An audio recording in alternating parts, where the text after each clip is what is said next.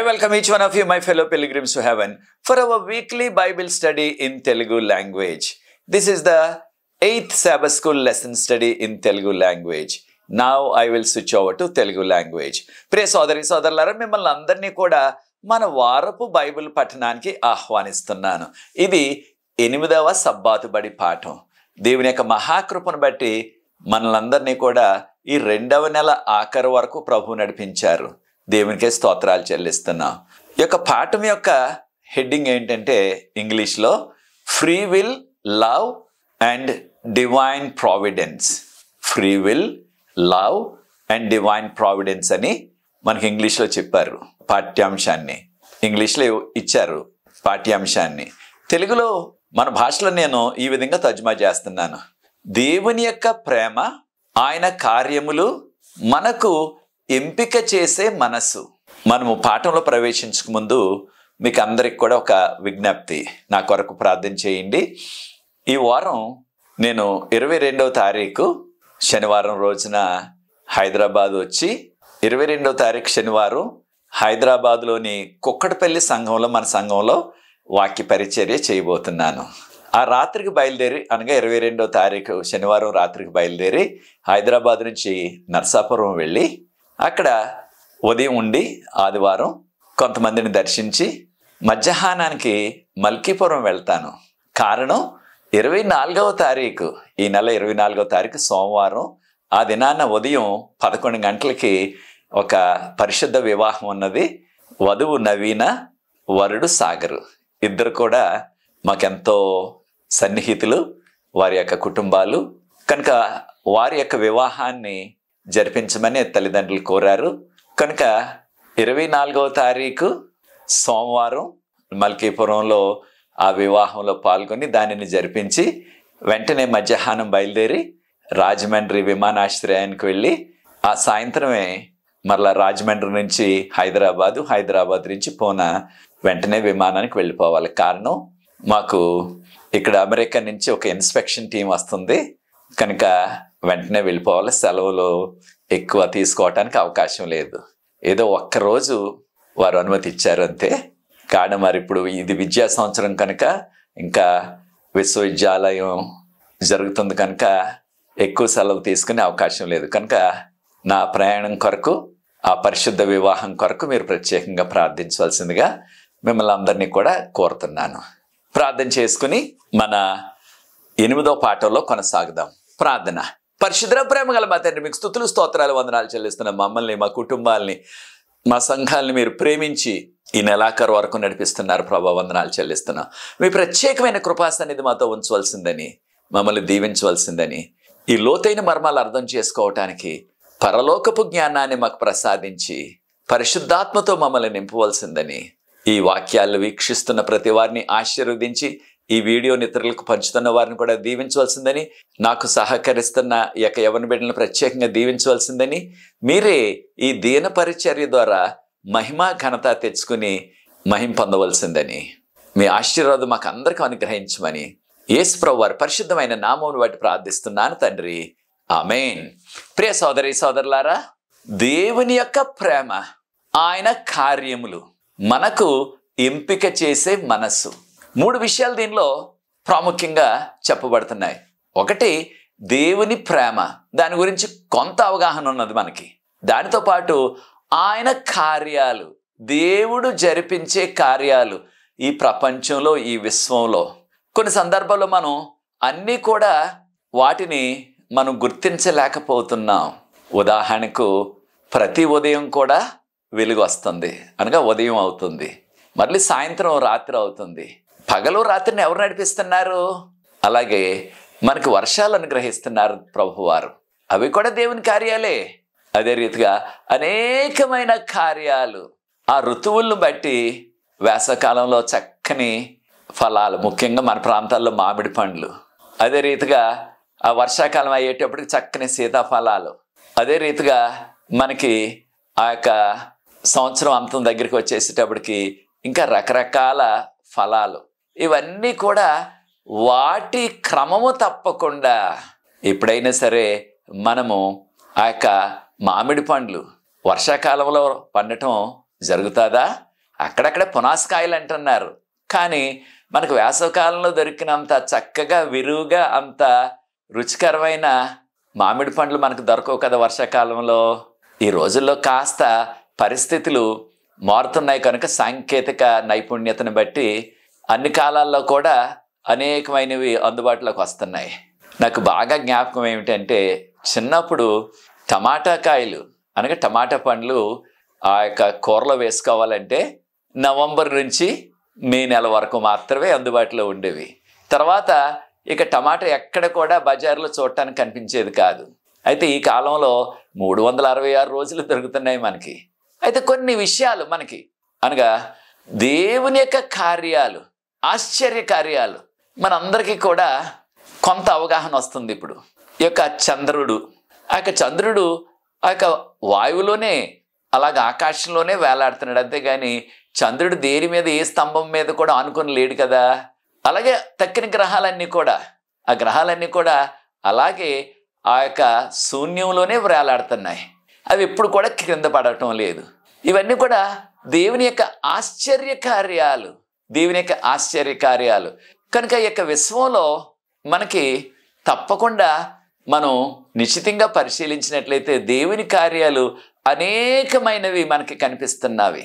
ఇవన్నీ కూడా దేవుడు దేని వల్ల జరిపిస్తున్నారంటే, మనం మంచివారమైనా చెడ్డవారమైనా మనకి వర్షము, సూర్యరశ్మి అనగా ఎండ ఆయన ఇస్తున్నట్లుగా మనకి మత్తయి సువార్త 5వ అధ్యాయం ఆఖరి భాగంలో మనం చదువుతున్నాం. ముఖ్యంగా 45 నుంచి ఉన్న వచనాల్లో మనం చదువుతున్నాం. కనుక తప్పకుండా దేవుని కార్యాలు, ఆశ్చర్య కార్యాలు అవి ఎలా జరుగుతాయి, ఎవరు నడిపిస్తున్నారు అనే వాదన ఉన్నప్పటికీ దేవుడు తప్ప ఎవ్వరు కూడా ఆ రీతిగా జరపలేరు. ఆయన న్యాయవంతుడు. దానితో పాటు మానవులకి ఆయన ఇచ్చింది ఏమిటంటే, మానవులు అందరికీ కూడా దేవుడిచ్చిన ఆ వరప్రసాదం ఏమిటంటే, మనకి ఎంపిక చేసే మనస్సు అనగా మంచిది చెడ్డది అని ఎంపిక చేయగలిగే మనస్సును కూడా ప్రభు మనకిచ్చారు. కనుక దేవునికి స్తోత్రాలు చెల్లిస్తున్నాం. ఈ యొక్క 8వ పాఠంలో కొన్ని విషయాలు దేవుని యొక్క శక్తిని గురించి, దేవుని యొక్క కార్యాల గురించి, దేవుని యొక్క సంకల్పాల గురించి మనం కొంత అవగాహన తెచ్చుకోవాలి. బైబిల్ గ్రంథం నుంచి మనకి ఇవ్వబడిన మూలవాక్యం, దీన్ని కంఠత వాక్యం అంటున్నాం కదా. యోహాను సువార్త 16వ అధ్యాయం 33వ వచనం. యోహాను సువార్త 16వ అధ్యాయం 33వ వచనం. దీన్ని ఇక్కడున్న యవనస్తులు చదివి వినిపించవలసిందిగా మీకు నేను విజ్ఞప్తి చేస్తున్నాను. మూలవాక్యము యోహాను సువార్త 16వ అధ్యాయము 33వ వచనము.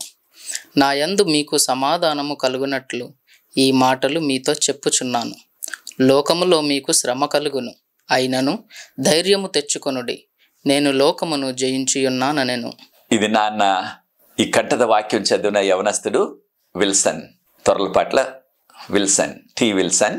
వీరిది నరేంద్రపురం, మన కోనసీమ జిల్లాలో నరేంద్రపురం. ఇంకొక 3 నెలల్లో చదువు ముగించుకొని, ఎంఏ చదువు ముగించుకొని, ఇది బైబిల్ గ్రంథంలో ఎంఏ ముగించుకొని ప్రభు సేవ చేయటానికి సమర్పించుకుని వస్తున్నాడు.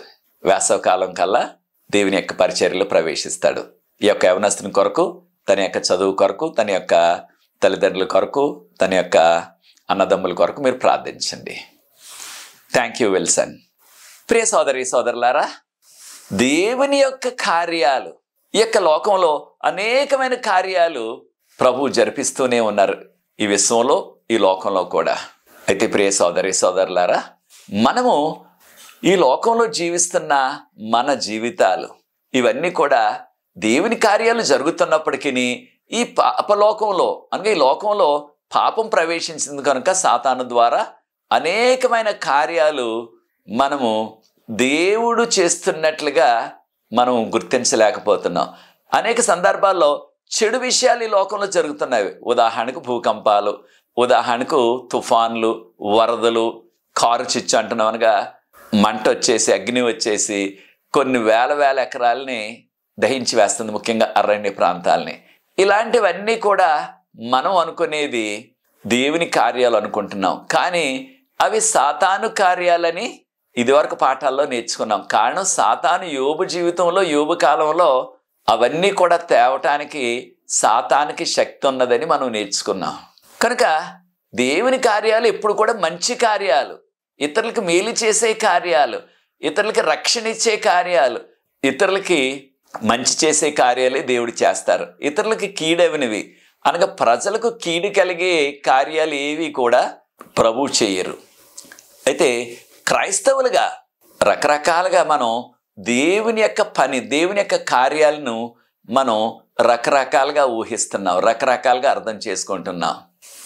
కొంతమంది క్రైస్తవులు అనుకునేది ఏమిటంటే, కొంతమంది బోధకులు కూడా చెప్పేస్తున్నారు ఏమని, మనం రక్షించబడాలన్నా అనగా మనం పరలోకం వెళ్ళటానికి, లేకపోయినట్లయితే మనం నరకానికి వెళ్ళటానికి అది దేవుడే నిర్ణయం చేసేస్తాడు. మనకి ఏ పాత్ర లేదు దానిలో, మన ప్రామేణ్యం దానిలో లేదు. అనగా దేవుడు కొంతమందిని పరలోకం తీసుకువెళ్ళటానికి, కొంతమందికి నరకానికి నెట్టేయటానికి ఆయన ఆ రీతిగా సృష్టిస్తున్నాడని దేవుడి మీద అపనింద వేస్తున్నారు చాలామంది. ప్రియ సోదరి సోదరులారా, దేవుడు మనుషులకి దేవదూతలకు కూడా ఆ యొక్క విచక్షణ జ్ఞానం అనగా మంచి చెడ్డలను ఎంపిక చేయగలిగే మనసునిచ్చారు ప్రభు. దీన్నే ఇంగ్లీష్లో ఫ్రీ విల్ అంటున్నాం, ఫ్రీ విల్ అంటున్నాం. దానిని మనము ఏ రీతిగా వినియోగిస్తున్నాం, ఏ రీతిగా ఉపయోగిస్తున్నాం అనే విషయాన్ని మనం గుర్తించాలా. దేవుడు సర్వాధికారి, సర్వోన్నతుడు. ఆయనకు సాటి అయిన వారి విశ్వంలో ఎవ్వరూ కూడా లేరు. మనకు ఒక ఉదాహరణ ఇవ్వబడ్డది. ఒక యవనస్తుడు తనెంతో ఆప్యాయతతో పెంచుకుంటున్న కుక్క చనిపోయింది. ఎంతో విచారించి, దేవుడే నా కుక్కను చంపేశాడు, దేవుడే నా కుక్కకు ఆ చావిచ్చారు అని దేవుణ్ణి నిందించాడు. కొంతకాలం జరిగిన తర్వాత వారి యొక్క అమ్మమ్మ గారు చనిపోయింది. చనిపోతే అప్పుడు ఆ యవనస్తుడు అంటున్నాడు, మా అమ్మమ్మ చనిపోయింది, నాకు ఎంతో దుఃఖంగా ఉంది. అయితే మా అమ్మమ్మ చనిపోతుంది, ఆ దుఃఖాన్ని నేను కాస్త తట్టుకోవటానికి దేవుడు ముందుగా నా కుక్కను మరణానికి అనుమతించారు అన్నట్టుగా ఊహించాడు, అన్నట్టుగా చెప్పేవాడు. అయితే ప్రియ సోదరి సోదరులారా, ఇది మానవుల యొక్క ఉద్దేశం, మానవుల యొక్క ఊహ. రకరకాలుగా అనుకుంటారు. అయితే వాక్యం ఏం చెప్తుంది మనకి? అయితే ఈ లోకంలో పాపం ఉన్నది కనుక ప్రతి చిన్న విషయాన్ని కూడా దేవుడు తన యొక్క ఆధీనంలో పెట్టడం లేదు. కారణం, ఈ లోకాధికారి సాతాను. ఒక విషయం మాత్రం మనం గుర్తించాలి, ఏ చిన్న విషయం కూడా ఆయనకు తెలియకుండా ఈ భూమి మీద జరగదు. సాతాను యోబు కాలంలో యోబుకు శోధనలు రప్పించడానికి అనుమతి తీసుకున్నాడు, అంతేగాని ఏ శోధనలు రప్పించాలా అన్నది దేవుడు చెప్పలేదు. ఆ శోధనలు ఏ శోధన రప్పించాలా అన్నది, ఉదాహరణకు తనకున్న 7,000 గొర్రెలను కూడా అగ్నివర్షం కురిసేసి ఆకాశం నుంచి అన్నీ కూడా దహించబడ్డవి. ఈ విధంగా చేస్తాను, దానికి కూడా అనుమతి ఇవ్వండి అని ప్రతి చిన్న విషయాన్ని కూడా సాతాను దేవుని దగ్గర నుంచి అనుమతి తీసుకోలేదు. ఒకే ఒక అనుమతి, సాతాను నేను శోధిస్తాను. సాతానుడు అన్నారు, యోబు నిన్ను శోధిస్తాను, యోబుకున్నదంతా తొలగించేస్తాను, అప్పుడు ఆ యోబే మిమ్మల్ని దూషిస్తాడు అన్నాడు. కనుక ప్రతి చిన్న విషయాన్ని కూడా దేవుడు ఆయన పట్టించుకుని ఆయనే దాన్ని జరిపిస్తారు అనుకోవటం కాదు ఈ లోకంలో. కాను పాపలోకం కనుక. ఒకసారి గమనిద్దాం, కీర్తనల గ్రంథం 81 అనగా 81వ కీర్తన 11 నుంచి 14 వరకు వాక్య భాగం. 81వ కీర్తన 11 నుంచి 14 వరకు ఉన్న వాక్య భాగాన్ని చూసినట్లయితే ప్రభు అంటున్నారు, నా ప్రజలు నాకు లోబడటం లేదు కనుక వారికి ఆ విధంగా మొండివారుగా ఉండటానికి, వారి కఠిన హృదయాలు చేసుకోవటానికి వారిని విడిచిపెట్టేశాను నేను. వారు ఇష్టానుసారంగా వారు నడుస్తున్నారు. అంటే వారు దేవుని చిత్తానికి లోబడకుండా వారు ఇష్టానుసారంగా జీవిస్తున్నారు. వారు మొండి హృదయం అనగా దేవునికి లోబడిన హృదయాలు వారికి ఉన్నవి. కానీ ప్రజలు ప్రభు ఏమంటున్నారు, నా ప్రజలు అంటున్నారు. ఎవరు? ఇశ్రాయేలీలు. కనుక ప్రియ సోదరి సోదరులారా, వారు లోబడతారా లోబడరా అన్నది వారికి ఇవ్వబడిన ఆ ఎంపిక చేసే మనస్సు. దీన్నే విచక్షణ జ్ఞానం అంటున్నాం, ఇంగ్లీష్లో ఫ్రీ విల్ అంటున్నారు. దానిని వారు సద్వినియోగం చేసుకుంటే దేవునికి లోబడతారు. వారు దుర్వినియోగం చేసుకున్నట్లయితే దేవునికి వ్యతిరేకంగా తిరిగి వారు హృదయాలను కఠినం చేసుకుని దేవుడు చెప్పిన మాటలకు లోబడరు. ఇశ్రాయేలీయులు అనేక మార్లు అదే చేశారు. వారి హృదయాలను కఠినం చేసుకుని ప్రవక్త వెంబడి ప్రవక్తని పంపించి దేవుడు వర్తమానాలు ఇచ్చినప్పటికీ వారు లోబడలేదు, పట్టించుకోలేదు. ఉదాహరణకు ఇర్మియా ప్రవక్త కాలంలో దేవుడు యెరూషలేము అంతటిని కూడా నాశనం చేసేస్తాను, మీరు నా మాట వినటం లేదు, నాకు లోబడటం లేదు, మీకు చెప్పాను విగ్రహార్థన చేయొద్దని, మీరు విగ్రహార్థన చేస్తున్నారు, మీకు చెప్పాను విశ్రాంతి దినాన్ని పరిశుద్ధంగా ఆచరించమని, దాన్ని మీరు ఎంతో అపవిత్రపరిచేస్తున్నారు విశ్రాంతి దినాన్ని. కనుక మీ మీదకి శిక్ష పంపిస్తాను, బబులోనీయులు పంపిస్తాను, బబులోనీయులు వచ్చి మిమ్మల్ని బందీలుగా తీసుకుపోయి 70 సంవత్సరాలు అక్కడ బబులోన్లో బానిసలుగా ఉంచేస్తారు అని ఎంతో విపులంగా వివరంగా ఇర్మియా ప్రవక్త చేత చెప్పించారు. అదే సమయంలో ఒక స్త్రీ కూడా ప్రవక్త, హల్డా అంటున్నాం ఆవిడ పేరు. వారిద్దరు కాకుండా హబక్కుకు మరొక ప్రవక్త, జఫనాయ మరొక ప్రవక్త, యఫనాయ అంటున్నాం కదా మనం మన భాషలో. అదే సమయంలో యోవేలు మరో ప్రవక్త, యెహెజ్కేలు మరొక ప్రవక్త, కనుక యురయ్య అనే మరో ప్రవక్త. ఇంతమంది ప్రవక్తల్ని ప్రభు యెరూషలేముకు ఆ చుట్టుపక్కల ప్రాంతాలకు ఆ యూదులందరికీ వర్తమానం ఏమని పంపితే వారు ఇచ్చారు, ప్రజలు పట్టించుకోలేదు, లోబడలేదు. అనగా దేవునికి లోబడలేదు, అనగా వారికి ఇవ్వబడిన ఆ మనస్సును వారు దుర్వినియోగం పరుచుకున్నారు, దేవుని ఎంచుకోలేదు, దేవునికి వ్యతిరేకంగా ఉండటానికి వారు నిర్ణయం చేసుకున్నారు. కనుక ప్రభు వారిని వారు ఇష్టానుసారంగా జీవించడానికి విడిచిపెట్టేశారు. అయితే దానికి వారు మూల్యం చెల్లించాలా. ఏంటి మూల్యం? యెరూషలేము అంతా కూడా నాశనం అయిపోయింది, కాల్చేశారు బబులోనీయులు వచ్చి. వారందరూ కూడా బందీలుగా తీసుకుపోయారు, అనేక మంది చనిపోయారు, ఏకంగా చంపేశారు వారిని బబులోనీయులు. ఈ దుస్థితి అంతా దేనికి కలిగింది? దేవునికి లోబడలేదు కనుక. అనగా వారికి ఇవ్వబడిన ఆ ఎంపిక చేసే మనస్సు, ఎంచుకునే మనసు, ఫ్రీ విల్ని దేవునికి అనుకూలంగా, దేవునికి మహిమకరంగా వారు వాడలేదు దాన్ని. కనుక మనకున్న ఈ మనస్సు దేవునికి లోబడొచ్చు, లేకపోయినట్లయితే దేవునికి లోబడకుండా దేవునికి వ్యతిరేకంగా చేయొచ్చు. ఆదామావులు అదే చేశారు కదా. దేవుడు చెప్పారు కూడా, ఈ యొక్క చెట్టు పండుని మీరు తినొద్దు, ఈ ఒక్క చెట్టుని, తక్కిన చెట్లు మీరు తినండి, ఏది కావలసిన తినండి, ఎన్ని కావలసిన తినండి అన్నారు. దేవుడు చెప్పింది వద్దన్నదే చేశారు, మనందరికీ తెలుసు ఆ విషయం. కనుక వారికి ఇవ్వబడిన ఎంపిక చేసే మనసును దుర్వినియోగం చేశారు. యెషయా గ్రంథం 66వ అధ్యాయం 4వ వచనం ఒకసారి గమనించండి. యెషయా గ్రంథం 66వ అధ్యాయం 4వ వచనం గమనించినట్లయితే, యెషయా 66:4 ప్రభువారు అంటున్నారు, నాకు ఇష్టం లేని దానిని వారు ఎంచుకున్నారు. చూచారా ప్రియ దేవుని బిడ్డలారా, దేవునికి ఇష్టం లేనిది వారు ఎంచుకున్నారు. మరి దేని వల్ల ఎంచుకున్నారు అంటే, వారికి ఇవ్వబడిన ఆ ఎంపిక చేసే మనసు, ఇంగ్లీష్లో ఫ్రీ విల్ అంటున్నాం, దాన్ని దుర్వినియోగం చేశారనమాట. ఈ ఆధ్యాత్మిక పాఠాన్ని మనం కూడా నేర్చుకోవాలి. మన జీవితాల్లో మనం కూడా అటువంటి దేవునికి ఇష్టం లేని నిర్ణయాలు చేస్తున్నామా? దేవునికి ఇష్టం లేని జీవితాలు జీవిస్తున్నామా? దేవునికి ఇష్టం లేని పాటలు వింటున్నామా? దేవునికి ఇష్టం లేని ఆహార పదార్థాలు, పానీయాలు త్రాగుతున్నామా, తింటున్నామా? ఏం చేస్తున్నాం మనం? దేవునికి ఇష్టమైనవి చేయాలి. మనం మన యొక్క విచక్షణ జ్ఞానాన్ని దుర్వినియోగం చేసి, మనకి ఇవ్వబడిన ఆ యొక్క ఎంపిక చేసే మనసును దుర్వినియోగం చేసి దేవునికి వ్యతిరేకంగా చేసినట్లయితే దానికి ఒక రోజున మనం మూల్యం చెల్లించాలా, దానికి శిక్ష అనుభవించాలా. ద్వితీయోపదేశకాండం 30వ అధ్యాయం 15వ వచనం.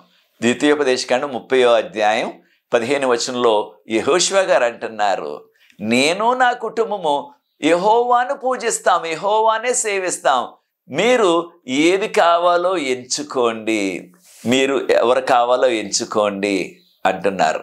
అనగా ఎంచుకునే ఆ యొక్క స్వాతంత్రం ప్రతి వ్యక్తికి కూడా ఇచ్చారు. దానిని మంచిని ఎంచుకున్నట్లయితే, దేవుని వాక్యపు వెలుగులో జీవిస్తూ ఆయన ఆజ్ఞల వెలుగులో జీవించినట్లయితే మనకు మేలు కలుగుతుంది, మనకు దీవెన వస్తుంది, నిత్యజీవం వస్తుంది. మనము దేవుని వాక్యపు వెలుగులో జీవించకుండా, ఆజ్ఞల వెలుగులో జీవించకుండా మన ఇష్టానుసారంగా జీవించినట్లయితే మనకు కీడు కలుగుతుంది, నాశనం కలుగుతుంది, నరకానికి పోవాలి ఒక రోజున. కనుక ఆ యొక్క ఎంపిక చేసే మనస్సు ప్రభు మనకిచ్చారు. ప్రియ సోదరి సోదరుడా, నీవు సద్వినియోగం చేస్తున్నావా, దుర్వినియోగం చేస్తున్నావా? దేవునికి లోబడుతున్నావా, దేవునికి తిరుగుబాటు చేస్తున్నావా? ఒక్కసారి నిన్ను నువ్వు ప్రశ్నించుకో. నువ్వు చేసే ప్రతి పనిలో కూడా ఇది దేవునికి మహిమకరమైనదా, లేకపోయినట్లయితే దేవునికి దుఃఖం తెచ్చేదా అని మనల్ని మనం ప్రశ్నించుకోవాలా. అనేక మంది ఊహించేది ఏంటంటే, దేవుడు ఆయన ముందుగానే ఎంచేసుకున్నారు, ముందుగానే ఆయన సృష్టించినప్పుడే కొంతమందిని పరలోకం వెళ్ళటానికి, కొంతమంది నరకానికి వెళ్ళటానికి ఆయన సృష్టించేశాడు అన్నట్లుగా వితండవాదం చేస్తున్నారు.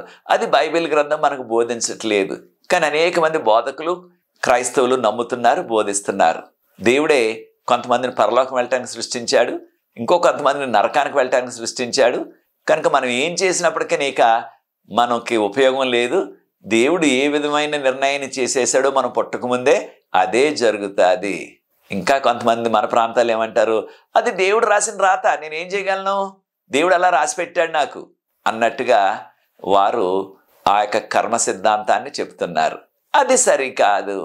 మనకు దేవుడు ఆ జ్ఞానాన్ని ఇచ్చారు, మనం దాన్ని సద్వినియోగం చేసుకోవాలి. అంతేగాని దేవుడు రాసిన రాత కాబట్టి నేను దాన్ని ఇంకా మార్చలేను, ఆయన నరకం రాస్తే నేను నరకానికే పోవాలా, ఆయన నాకు పరలోకం రాస్తే పరలోకమే వెళ్ళిపోతాను నేను అనుకోకూడదు. మన యొక్క నడవడి, మన యొక్క ఎంపిక, ఇంగ్లీష్లో చాయిసెస్ అంటున్నాం, అది చాలా ప్రాముఖ్యము. కనుక ప్రియ సోదరి సోదరులారా, దేవుని నిర్ణయం చూడండి. దేవుడు ఏమంటున్నారు చూడండి, అందరూ రక్షించబడాలన్నది దేవుని యొక్క కోరిక, దేవుని యొక్క ప్రణాళిక, అందరూ రక్షించబడాలన్నది. 2 పేతురు 3:9 గమనించండి.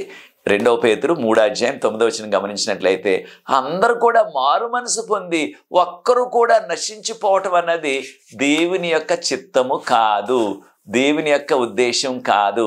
అందరూ రక్షించబడాలన్నదే దేవుని కోరిక. అదే యోహాను సువార్త 3:16. దేవుడు లోకమును ఎంతో ప్రేమించెను కాగా తన అద్వితీయ కుమారుడు, ఏకైక కుమారుడిని లోకానికి పంపించారు. దేనికి? ఎవరైతే ఆయన నమ్ముతారో వారు నశింపక నిత్య జీవం పొందాలా, అందరూ నిత్య జీవం పొందాలా, రక్షించబడాలా అన్నది దేవుని కోరిక. మరొక విషయాన్ని కూడా మనం గమనించాలా.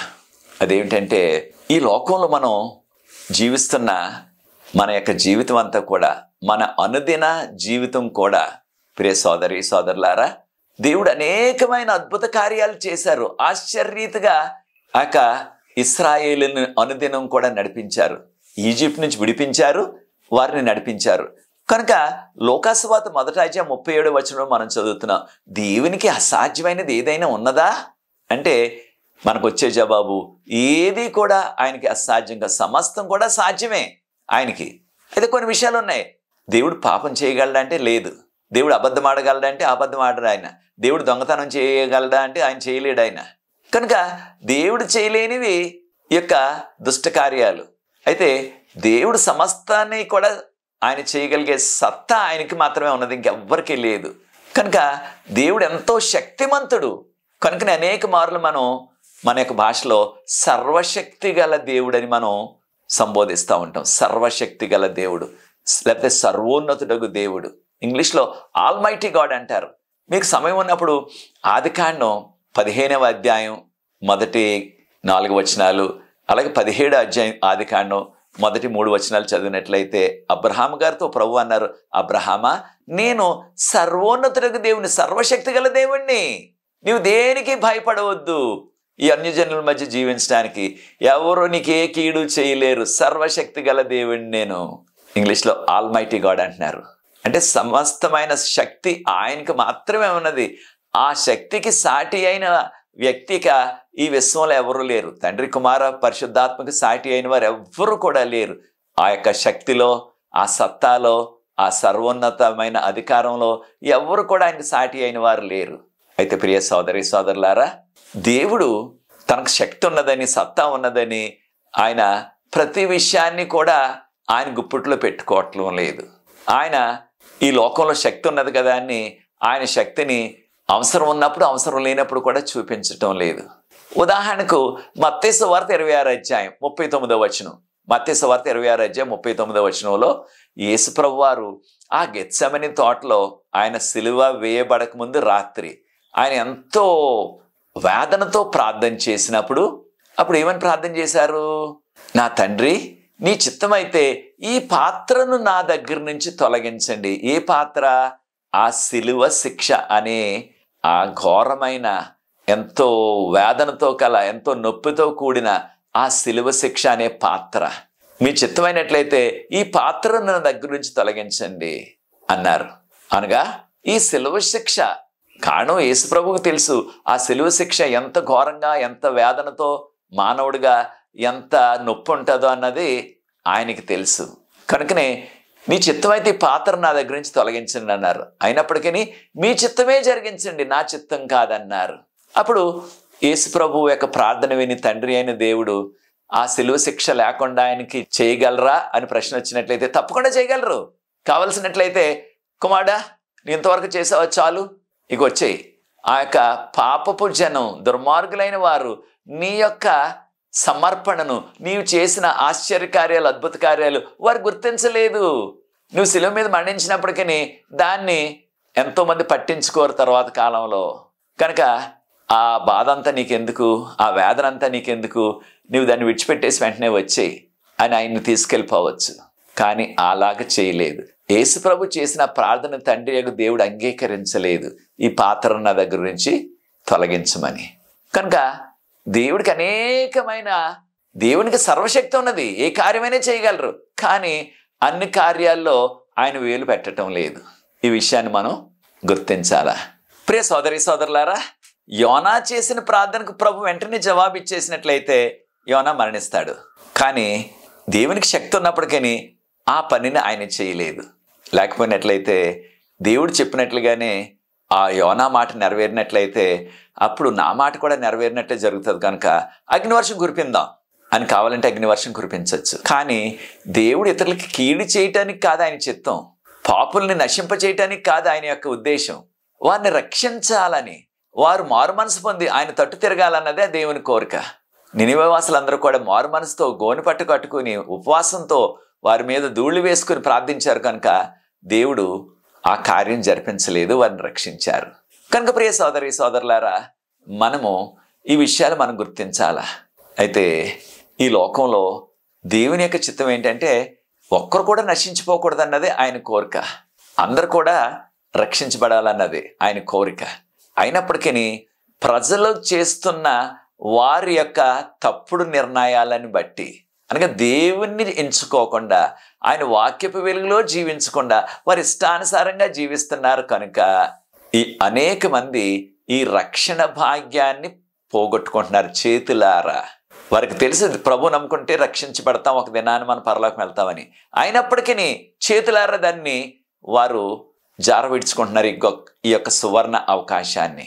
ప్రియ సోదరి సోదరుడు, నీవు కూడా అలాగా దేవునికి లోబడకుండా, ఆయన మాటలకు లోబడకుండా నీ ఇష్టానుసారంగా జీవిస్తూ ఈ గొప్ప అవకాశాన్ని, రక్షణ అవకాశాన్ని జార విడుచుకుంటున్నావా? ఈ సువర్ణ అవకాశాన్ని.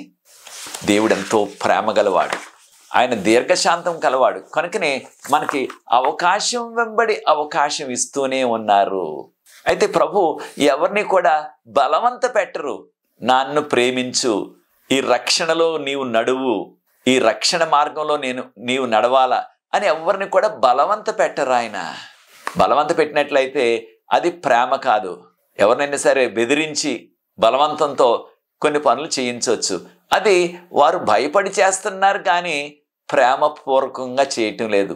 కనుక దేవుడు కోరుకునేది మనం ప్రేమించి ఆయనకు లోబడాలని, అంతేగాని ఆయనకు భయపడి లోబడాలన్నది కాదు ఆయన కోరిక. కనుక ప్రియ సోదరి సోదరుడా, ఆయన ఇన్ని గొప్ప అవకాశాలు మనకి ఇస్తున్నారు. కనుకనే మత్తయి సువార్త 22:37 మత్తయి సువార్త 22:37 ప్రభువారిని ఒక ప్రశ్న అడిగారు ప్రజలు. ఆ యొక్క శాస్త్రులు, ఆ పరిసయ్యులు వారందరూ కూడా, ఆజ్ఞలలో అన్నిటికంటే గొప్ప ఆజ్ఞ ఏది మీరు చెప్పండి బోధకుడా అన్నారు. ప్రభువారు అన్నారు, నీ దేవుణ్ణి నీ పూర్ణ మనసుతో, పూర్ణ హృదయంతో, పూర్ణ వివేకంతో ఆయనను ప్రేమించాలా. అనగా మనకి ఇవ్వబడిన ఈ ఎంపిక చేసే, ఎంచుకునే ఆ మనస్సును దేవుని ప్రేమించడానికి మనం వినియోగించాలా. దేవుని ఎంచుకోవాలి మనం. దాంతోపాటు నిన్ను వలె నీ పొరుగువాణిని ప్రేమించమన్నారు. కనుక దేవుడు కోరుకునేది ప్రేమ ద్వారా, ప్రేమపూర్వకంగా, ప్రేమ పూర్ణులై ఆయనకు లోబడాలా. అంతేగాని భయపడి ఒక రోజు నన్ను నరకంలో కాల్చేస్తారు అగ్నిలో అని భయంతో కాదు ఆయనకు లోబడవలసింది, ప్రేమతో ఆయనకు లోబడాలా. దేవుడు ఆయన చేసిన ఆ ఒడంబడికలన్నీ, వాగ్దానాలన్నీ కూడా తప్పక ఆయన నెరవేరుస్తారు. కొన్ని సందర్భాల్లో ఈ పాపలోకంలో సమయం పడుతుంది. ఉదాహరణకు అబ్రహాం గారికి మీకు సంతానాన్ని ఇస్తానన్నారు, కానీ ఆయన విశ్వాసాన్ని పరీక్షించడానికి 25 సంవత్సరాలు వాగ్దాన పుత్రుడిని ఇవ్వలేదు. 75వ సంవత్సరంలో వాగ్దానం చేశారు. 100వ సంవత్సరం 100 సంవత్సరాలు అబ్రహాం గారికి, అప్పుడు పుట్టాడు వాగ్దాన పుత్రుడైన ఇస్సాకు. అనగా దేవుడు చేసిన వాగ్దానాలు, దేవుడు ఇస్తానన్న దీవెనలు పొందటానికి మనం విశ్వాసంతో వేచి ఉండాలా, కనిపెట్టాలా. దేవుడు వాగ్దానం చేశాడంటే కొన్ని సందర్భాల్లో వెంటనే జరిగిన సంఘటనలు కూడా ఉన్నవి. మనకి కొన్ని చాలా సంవత్సరాలు పట్టేసింది. కనుక మనం ఓపికతో ఆ యొక్క విశ్వాసంలో మనం కొనసాగాల. కనుక దేవుని యొక్క చిత్తానికి వ్యతిరేకంగా మనం చేయకూడదు. అయితే మరొక విషయాన్ని కూడా మనం గుర్తించాల. ప్రీడెస్టినేషన్ అంటున్నాం. అనగా దేవుడు మనం పుట్టకముందే మనల్ని ఏర్పాటు చేసేశాడు. ఈ వ్యక్తి పరలోకం వెళ్ళాలా, నరకానికి వెళ్ళాలా అన్నట్టుగా చాలామంది ఊహిస్తున్నారు. దేనిని బట్టి? రోమీలకు రాసిన పత్రిక 8వ అధ్యాయం 29, 30 వచనాలు గమనించండి. రోమీలకు రాసిన పత్రిక 8వ అధ్యాయం 29, 30 వచనాలు గమనించినట్లయితే, ఎవరినైతే ఆయన ముందుగా ఎరుగునో, అనగా మనం పుట్టకముందే నీ తల్లి గర్భంలో ఉండగానే నిన్ను నేను ఎరుగుదునన్నారు ఇర్మియాతోటి. ఇర్మియా గ్రంథం 1వ అధ్యాయం 5వ వచనం నుంచి. అయితే ఇర్మియాని దేవుడు ఒక ప్రవక్తగా ఎంచుకున్నారు ఆయన తల్లి గర్భంలో ఉండగానే. అనగా ప్రియ సోదరి సోదరులారా, దేవునికి సమస్తం కూడా తెలుసు. జరిగిపోయిన విషయాలు తెలుసు. దీన్ని పాస్ట్ టెన్స్ అంటున్నాం ఇంగ్లీష్లో, భూతకాలం అంటున్నాం మన యొక్క భాషలో. జరుగుతున్న విషయాలు తెలుసు, దాన్ని ప్రజెంట్ టెన్స్ అంటున్నాం. జరగబోయే విషయాలు తెలుసు, అనగా భవిష్యత్తు కూడా ఆయనకి తెలుసు. అయితే ఆయన దానిని శాసించటం లేదు. అది మన నొసల మీద రాసి ఆయన పెట్టడం లేదు. ఈ వ్యక్తి నరకానికి పోవాలా, ఈ వ్యక్తి పరలోకానికి వెళ్ళాలని ఆయన ఆ నిర్ణయం ఆయన చేయట్లేదు. రక్షించబడటానికి అది మనము చేసుకోవలసిన నిర్ణయం. పరలోకం వెళ్ళాలా, వెళ్ళక్కర్లేదా అన్నది మన యొక్క చేతుల్లో ఉంది, మన నిర్ణయంలో ఉన్నది. కనుక ఈ విషయాన్ని మనం గుర్తించాలా.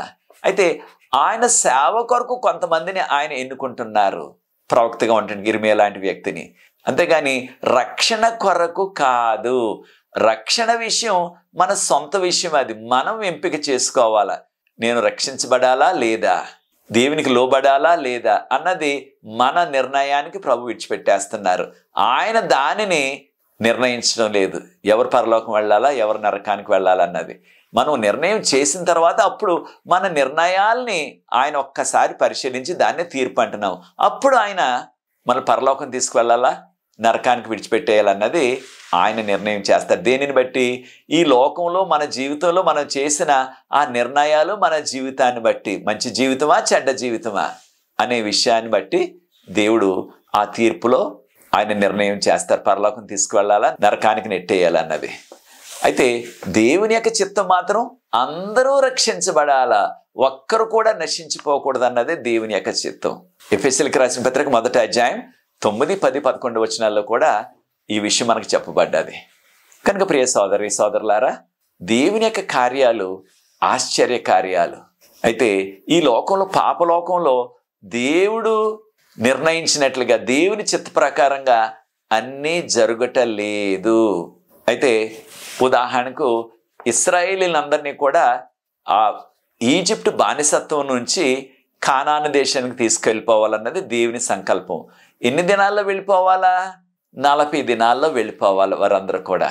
కానీ వారి అవిశ్వాసాన్ని బట్టి, వారి అవిధేయతను బట్టి వారి దేవునికి లోబడలేదు కనుక 40 దినాల ప్రయాణాన్ని 40 సంవత్సరాలుగా చేసేశారు. ఆయన మార్చేశారు. సంఖ్యాకాండం 14వ అధ్యాయం 34వ వచనంలో 40 దినాల ప్రయాణం 40 సంవత్సరాలుగా మార్చేశారు. అయితే 40 సంవత్సరాలు కూడా వారు అరణ్యంలో తిరగాలన్నది దేవుని యొక్క ఏర్పాటు కాదు, దేవుని చిత్తం కాదు. వారి యొక్క విశ్వాసాన్ని పరీక్షించడానికి, ఎవరైతే దేవునికి లోబడలేదో వారందరూ కూడా హతమైపోయేలాగా 40 సంవత్సరాలు వారు నడిపించారు. అప్పటికి దేవునికి లోబడకుండా దేవునికి విరుద్ధంగా తిరుగుబాటు చేసిన వారందరూ కూడా ఈ 40 సంవత్సరాల కాలంలో రాలిపోయారు, చనిపోయారు. ఈ విషయాలు మనకి హెబ్రీయులకు రాసిన పత్రిక 3వ అధ్యాయాన్ని ప్రార్థనాపూర్వకంగా సమయం ఉన్నప్పుడు చదవండి. అయితే ఇద్దరు మాత్రమే అడుగుపెట్టారు, యెహోషువ, కాలేబు. దేవునికి లోబడ్డారు, దేవుని యొక్క వాక్యపు వెలుగులో, ఆజ్ఞల వెలుగులో జీవించారు. అయితే ఇక ఆ దేవుడు వాగ్దానం చేసిన కానాను, పాలు తేనెలు ప్రవహించే దేశం అన్నారు దాన్ని. నిజానికి పాలు తేనెలు అక్కడ ఒక కాలువలాగో లేకపోతే ఒక వాగులాగో ప్రవహించలేదు. కానీ సమృద్ధి ఉన్నది కనుక ఒక్కొక్క ద్రాక్ష గుత్తే 2 మనుషులు మోయవలసి వచ్చింది. అంత పెద్ద పెద్ద చక్కని ఫలాలు ఇచ్చే ఆ యొక్క నేల కానాను దేశం. కనుక దేవుని యొక్క చిత్తంలో ఎవరు అడుగుపెట్టారు? దేవునికి లోబడిన వారు ఎవరు కూడా అడుగు పెట్టలేదు. వారందరూ కూడా నశించిపోయారు. అయితే క్రొత్త తరము దేవునికి లోబడిన వారు అనేక మంది వారు అడుగుపెట్టారు. అయితే ఆ యొక్క ఈజిప్ట్లో బయలుదేరిన వారు 2 మాత్రమే అడుగు పెట్టగలిగారు. కనుక ప్రియ సోదరి సోదరులారా, ఈ లోకంలో మనం జీవిస్తున్నాం. మనము ఈ లోకంలో ఇంతకాలం ఈ యొక్క పాపలోకంలోనే ఉండాలన్నది దేవుని చిత్తం కాదు. ఆయన త్వరగా రెండో రాకడొచ్చి మనలందరినీ కూడా ఈ పాపలోకం నుంచి మరణం లేకుండా, ముసలితనం లేకుండా, అనారోగ్యాలు లేకుండా, ఆపదలు లేకుండా మనల్ని పరలోకం తీసుకెళ్ళిపోవాలన్నది దేవుని యొక్క చిత్తం, దేవుని యొక్క నిర్ణయం. కానీ దేవుడు చెప్పిన పని ఈ రాజ్య సువార్త లోకం అంతటికీ చాటించబడాలా. ఈ రాజ్యం దేవుని రాజ్య సువార్త. అప్పుడు అంతం వస్తుందని మత్తయి సువార్త 24:14 దానిని మనం పట్టించుకోవటం లేదు. మనం దేవుని తెలుసుకున్నాం, ఆరాధనకు వెళ్తున్నాం, కానుకలు ఇస్తున్నాం, దశమ భాగాలు ఇస్తున్నాం, ఉద్యోగ సభలు ఉంటే అక్కడికి వెళ్తున్నాం. కానీ ఈ యొక్క రాజ్య సువార్త ఇతరులకు చాటడానికి మన వంతు ప్రయత్నాన్ని మనం చేయటం లేదు. ఆ విధంగా చేసేవారిని మనం ప్రోత్సహించటం లేదు, మన ప్రార్థనల ద్వారా, మన యొక్క ఆర్థిక సహాయం ద్వారా. కనుక దేవుని రాకడ ఆలస్యం అయిపోతుంది. అయితే ఇక కలకాలం ఇలాగే ఉన్నట్లయితే కలకాలం ఆయన రాకుండా ఉంటారంటే అది కానే కాదు. ఇదిగో నేను త్వరగా వస్తున్నాను అని చెప్పారు. ప్రకటన గ్రంథం ఆఖరి అధ్యాయంలో 3 సార్లు చెప్పారు, ఇదిగో నేను త్వరగా వస్తున్నానని. కనుక ప్రియ సోదరి సోదరులారా, ప్రభువారు ఈ లోకాన్ని, పాపాన్ని జయించారు. ఆయన కోరుకునేది ఏంటంటే, ఆయన చిత్తం ఏంటంటే, ఈ కడవరి కాలంలో జీవిస్తున్న విశ్వాసులమైన మనం కూడా పాపాన్ని జయించాలా, ఈ శోధనను జయించాలా, ఆయనకు యోగ్యమైన కుమారులుగా, కుమార్తెలుగా మనం జీవించాలా అన్నది ఆయన కోరిక. కనుక మనం ఆయనకు లోబడి, ఆయనకు దగ్గరగా జీవించి, పాపాన్ని, సాతాన్ని, శోధనను మనం జయించి ఆయనకు యోగ్యమైన కుమారులుగా, కుమార్తెలుగా జీవించినట్లయితే ప్రభు రెండోసారి త్వరగా వస్తున్నారు. అప్పుడు విశ్వాంతటికి కూడా నన్ను చూపిస్తారు. ఇదిగో నా కుమారుడు చూడు, ఇదిగో నా కుమార్తె చూడు.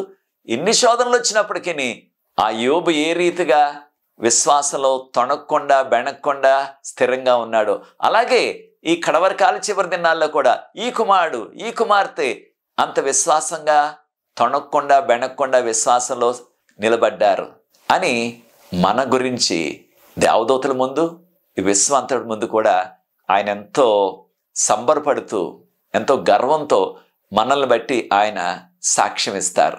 కనుక ప్రియ సోదరి సోదరుడా, మనం వాక్యపు వెలుగులో, ఆజ్ఞల వెలుగులో జీవిద్దాం. కడవరి కాల చివరి దినాల్లో ఉన్నాం. దేవుడు సర్వశక్తివంతుడు. ఈ లోకం సాతాను యొక్క చేతిలో ఉన్నది. కనుక అనేకమైన విషయాలు యోబు కాలంలో జరిగినట్లుగానే మనకు కూడా అనేక సందర్భాల్లో కీడు జరుగుతున్నది. దేవుణ్ణి నమ్ముకున్నాను, బాప్తిసం తీసుకున్నాను, కానుకలు ఇస్తున్నాను, దశమ భాగాలు ఇస్తున్నాను, ఆరాధనకు క్రమంగా వెళ్తున్నాను, నాకు ఎందుకు వస్తున్నాయి కష్టాలు అనే ప్రశ్న అనేక సందర్భాల్లో మన మనసుల్లో తిరుగుతుంది. అయితే మనం గుర్తించవలసింది ఏమిటంటే, దేవుడు సర్వశక్తివంతుడు అయినప్పటికీ ఈ లోకంలో మనల్ని కాచి కాపాడి నడిపిస్తున్నారు.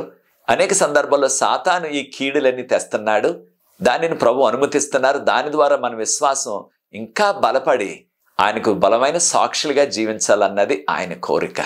కనుక ప్రియ సోదరి సోదరుడా, నీవు ఎటువంటి సవాళ్లు ఎదుర్కొంటున్నప్పటికీ నీ జీవితంలో ప్రభువుకు లోబడి విశ్వాసంతో కొనసాగు.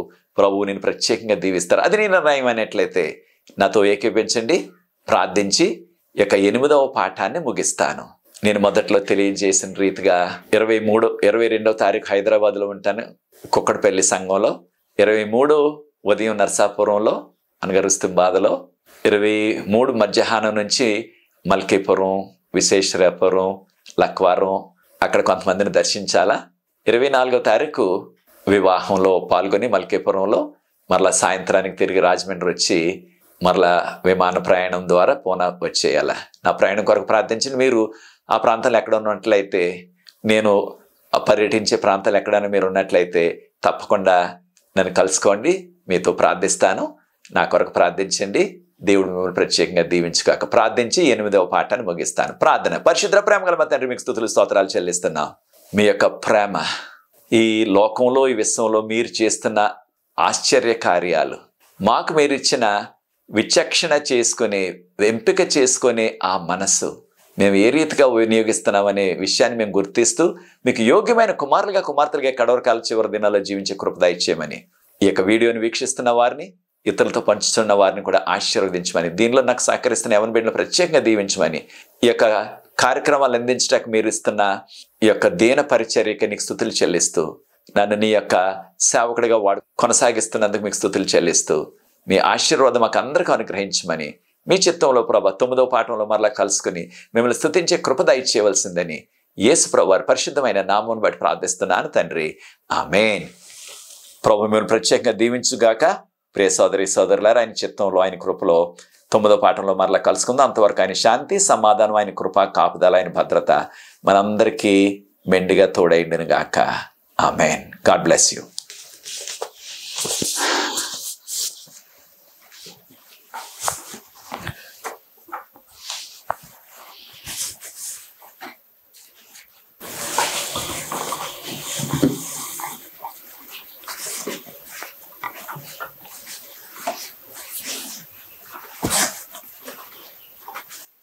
హలో, అయిపోయింది. ఒకసారి ఆపేదండి, నేను ప్యాంట్ వేసేస్తాను. ఎవడు రాలేదు అమ్మ రాసిన పోయా.